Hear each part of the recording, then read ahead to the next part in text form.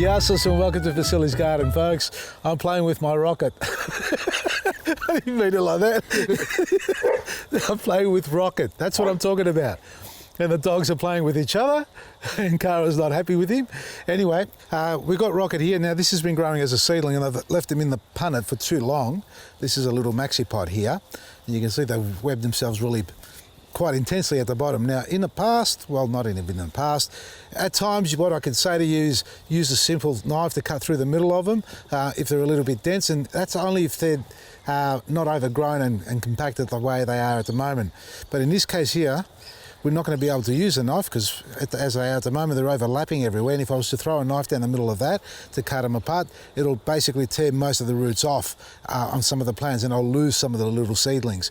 So I'm going to try and wiggle my way through it. And I've probably shown this before to you on how to do it. It's a little bit of a wiggle. And the aim about that is to see if you can loosen it. And you need the soil to be moist. You can't have it completely dry because it'll just tear the roots. You can see that there. There's a little bit of tearing that goes on, and you are going to have a little clump of roots at the bottom eventually by the time you get to the last one. But rocket, it's a beautiful herb. I call it a herb, or leafy green. It's a spicy, peppery flavour on it. Sometimes you'll get some that have got no flavour at all. It happens with them, but most cases, you know, you'll eat one that's a little bit spicy and peppery, and it's great in a salad, fresh in a salad. See how I'm just unfolding that side there? You've got to work your way through it and just feel your way through it. Don't force it. It'll happen on its own. See that? It's just starting to fall apart. There we are. And you may pick one that you want to pull away, but sometimes that's more entangled than you can tell. So you leave the tight ones alone, and others will fall off on their own, like that. Now, what I've also prepared here, so there's no soil on this, is a solution of our liquid gold. That's our seaweed solution. With a little bit of water in it. Anyway, I've done these ones earlier to give you an example. Pop them all in there, and it's good to hydrate them. That just gives them a bit of a help and stops them from going into complete shock. Not that rocket can go into shock that easily. It's pretty tough, this plant. There's a lot here. You really don't need this many. Now, with rocket again, you don't have to plant every single one on its own. There's a lot of seedlings here, and I've made a mess of myself. That's okay. Now, with rocket, you can plant them single if you like, but you could also plant them in little groups, 2 or 3 together. And they'll just mass out beautifully. What you'll get is a cluster of leaves growing out of here. You don't want it to bolt, so keep it away from heat. And it's better to be planted in autumn, winter rather than spring, summer, because it can bolt quite quickly, and you'll end up getting very little or very few leaves developing, because that's what we harvest on these things. So you can plant 2, 3, 4 together if you like, or if you're really meticulous, plant them individually if you've got the space for that as well.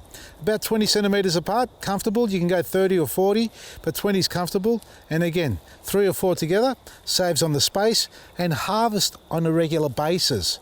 Very important too, and that just stimulates more leafy growth rather than flowering. So if you let them grow for too long, they become woody, and eventually they'll go to seed, or flower that is first.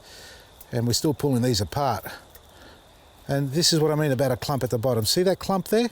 That's really going to do nothing for anybody. So we get rid of that. And these can go backwards a little bit, but that's why we've got the solution. Now, these are quite entangled. Take away this one down here. This little cluster here, I'll probably plant all together. And you can see how old they are. They've been growing in the punnet for too long. But that's not going to hurt them. We'll just plant them nice and deep like that. Have the foliage on top, cover all the rest of that. But for now, let's just soak them in here as well. And I think I've got enough rocket here to last me a lifetime, folks, and it's only 2 punnets. Bugger me. If you like rocket, well, you're going to love planting this stuff, because one rocket plant, once it goes to seed and you let it fall down, you'll have it for life. It germinates on its own every year thereon. Another cluster. That's what I reckon. Grow them like that. Look, the weaker one will fall away, the better one will take over, and clean off any sort of reddish leaves on it like that, and give it a chance to develop fresh foliage on it from there on. Way too many, folks. Bugger me. I put the chicken wire up there to stop the chickens getting in, and I can't get in there now. Anyway, this is where I'm planting them. I've got my cocoa pith in here, dry on top and a little bit moist underneath there. So I haven't watered today, got up to about 22 degrees. It would have been a bit warmer in here, not the microclimate that is. And this is the last of the zucchini plant, so it's thrown off down here, but there's nothing going on there. That's all going to die off. I may as well cut that bit off there, but the other side here, we've still got a couple coming on. You got the last 1, 2 zucchinis, that's yellowed off, it didn't pollinate. That's what happened. It's a bit late now for that one. But anyway, we'll let that ripen up a bit more and we'll pull this plant out. In the meantime, I've got to work out how I'm going to do this. All right, you know what I need? Knee pads. We have knee pads on the website, folks, but I haven't bought myself any yet. But they reckon they're pretty good. Pretty easy on the knees too. Anyway, so I haven't put anything in here yet. I haven't top dressed it or anything like that. Look at this, mass planting. This is me gone nuts. All right, that's a little cluster of them. Maybe I should buy some knee pads first. Can you check if they're on special for me, mate? I'll only buy when they're on discounted rates. Anyway, 20 centimetres apart. It's about that far apart there. Plenty of room for them to grow. Very fast growing too, by the way.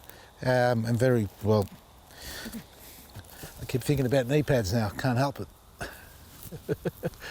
Oh, it's quite fibrous. Now, what you see next to it growing here, okay, this is asparagus, yes. But what we've got on either side there looks like celery. It's actually celeriac. I haven't grown that one before. Let's go and do that for a second because we know what rocket's all about. Come and have a look at the celeriac. Now this stuff here, I saw this many, many years ago at a farmer's market or festival, I think it was. And also Clive from Renaissance Herbs, Clive Larkman, introduced me to this many, many years ago. Now it grows a bulb rather than a celery. You know how it grows, you know, it stalks, grows upwards, and we've got some celery on the other side. We might compare it to that. The difference between this is it actually forms a bulb at the base and then the foliage comes out of that on top. And it's quite vigorous. Well, not vigorous in the sense, it's quite robust, strong, tough plant, similar like celery. If you can have a look at this, I haven't dug one up yet, but at the bottom there, see it there? See, there's no white stalk there at all developing or stem. It's quite bulbous. Here we are. And that's all hard. So it'd be about the size of a tennis ball, if not larger, if they get enough water, because like all bulbs, they need lots of water to grow. These aren't ready. They're still going forever. These need heaps of water to grow and form the bulb underneath. So I dare say I'm not giving these enough water. No, they're looking up nice and right, you know, upright, but they haven't formed a full bulb at the bottom yet. Yeah, it's about that big at the moment. And I've seen them about this big there, so plenty of water is what they need to be able to grow big and strong. So I'm just going to persist with them. But what I like about this is that you can harvest this continuously. Unlike your celery, if you let it go for too long, it ends up bolting. These have been in here for, I can't remember, beginning of springtime. We're in autumn now, and they're still going strong. And if you have a close look, someone's been harvesting already. Look at the stalks, they've been cut off. There, look at all this. My darling better half making some beautiful fish soup with this stuff here, which is fantastic. So there's an alternative to your typical celery stick that you can buy. And comparing that, it's not as tall as celery, but a lot more foliage on it. So it's more of a foliage, similar flavour, and I reckon the bulb, once we get it out, we'll be able to grate that into the food as well. So you can eat the bulb, the whole plant in fact. Back to the rocket. Just finished planting them. And a light liquid feed over the top. And I'm using our Eco Butch, which is a biostimulant. This will just activate the life in the soil, and this, ooh, it's bubbly. Bit of a hole there. So, Eco Butch and Liquid Gold, folks.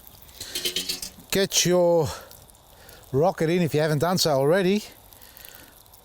And I reckon in a few weeks we'll be harvesting from here. Well, oh, there's a blockage in here. This is what happens when you leave it out and the leaves fall in there. Come on. There we go. So, a liquid feed to start with. All the leafy greens love a good liquid feed, especially the Eco Butch. You'll see your lettuce, your silver beet, your rocket just jump out of the ground if you give them Eco Butch every couple of weeks. Get this stuff on our website or your local garden centre. And if your local garden centre hasn't got our stock, well, reach out to them and get them to reach out to us. Give us the details, we'll give them a call, and be sure to get some stock out there for them so you can enjoy the great products without the high postage prices. From me, Vasily, vasilisgarden.com, Maresi.